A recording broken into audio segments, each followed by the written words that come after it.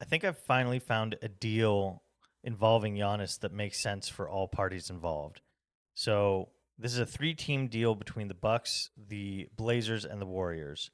The Warriors get Giannis and his brother, along with Robert Williams and Matisse Thybulle. They give to the Bucks Jimmy Butler, a couple of their young players, Moses Moody and Brandon Pajemski, and three first rounders, one this year and then two in the post Steph Curry era of all likelihood. Um, the Bucks also get the 2027 first round pick from the Blazers, but it's top 8 protected, so not necessarily super valuable first round pick.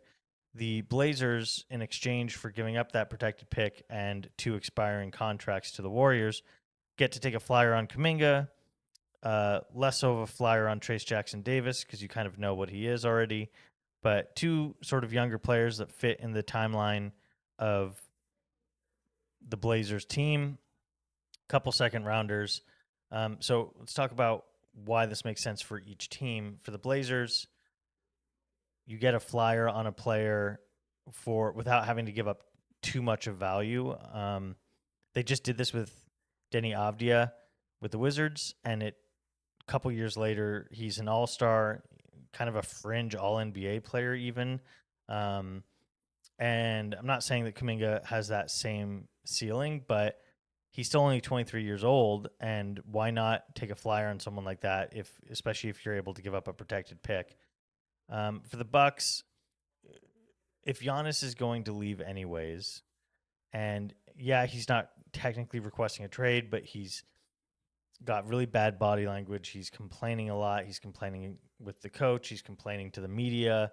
It just seems like he wants out. A lot of NBA reporters are talking about how this is a divorce waiting to happen. So, if that's the case, giving him up for four first round picks, one of which is protected, and a couple of young players in Moses Moody and Pajemski, and then also an asset in Jimmy Butler, who next year you hold on to him, and then next year when he's ready to come back, he's on an expiring deal, and you can probably trade him before the deadline next year and get a couple more for maybe another first round pick or maybe just some other young asset at that time. So you get a pretty decent haul for giving up Giannis. And then from the Warriors' perspective, it's obvious you get Giannis, the best player in the deal. You get a chance to care about the last couple years of Steph Curry's career. Maybe you're not a contender, but you have something to root for. You have an outside chance. And you get Robert Williams too, who can contribute because they've needed a center for as long as I can remember in Golden State. So it feels like a deal that makes sense to everyone. The main question I have is, will Milwaukee get better deals?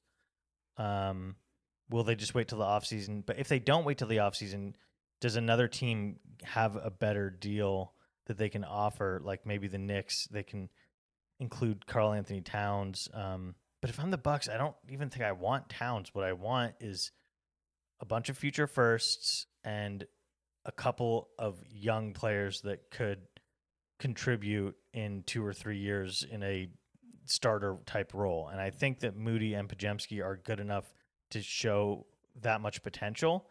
So it feels like it would make everybody happy. Obviously, Milwaukee, if they're trading Giannis, they're not going to be happy no matter what. But all things considered, it seems like a pretty decent deal to me.